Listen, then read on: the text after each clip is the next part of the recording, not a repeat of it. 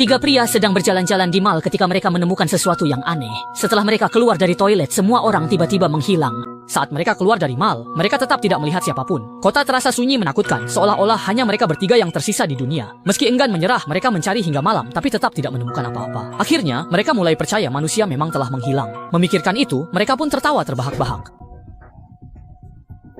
Tiba-tiba, sebuah cahaya terang menerangi seluruh malam. Mereka menoleh dan melihat beberapa baris tulisan muncul di layar gedung. Selamat datang, permainan untuk 3 orang baru saja dimulai. Ketiganya tampak bingung, tidak tahu apa arti semua ini. Berdasarkan petunjuk di layar, mereka pun menuju ke gerbang permainan terbesar di pusat kota. Sebuah panah merah berkedip 2 kali, seolah-olah memberitahu mereka untuk masuk ke dalam. Dengan hati-hati, ketiganya perlahan mendekat. Panah itu berbelok ke dalam, dan di dalamnya terdapat sebuah lift.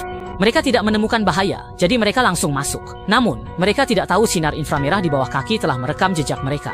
Di ambang jendela dekat lift, ada deretan ponsel, yang tampaknya sudah diletakkan di sana. Ketiganya saling berpandangan, lalu mengikuti petunjuk, dan masing-masing mengambil satu ponsel. Begitu ponsel dinyalakan, layar menampilkan hitung mundur 2 menit. Saat mereka masih bingung. Saat itu, muncul lagi seorang wanita berambut panjang. Tanpa ragu, dia langsung masuk, lalu mengambil kartu identitas kerja dari saku pria berkemeja kotak-kotak.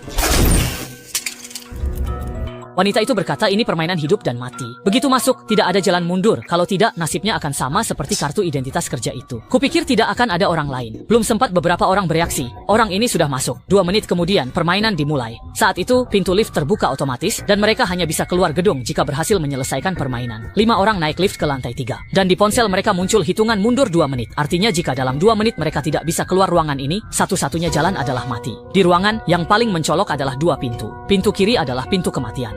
Pintu kanan adalah pintu kehidupan. Pria berkacamata kotak merasa ini seru, jadi dia mengeluarkan ponsel untuk foto kenang-kenangan. Tapi mereka belum tahu bahaya baru dimulai. Tiba-tiba, lantai mengeluarkan asap, dan saat asap makin tebal, pria itu tak tahan dan buru-buru lari ke pintu kehidupan. Namun, detik berikutnya, tampak seperti pintu kehidupan, tapi itu menyimpan rahasia. Justru pintu kematian yang tersisa jadi jalan keluar level pertama.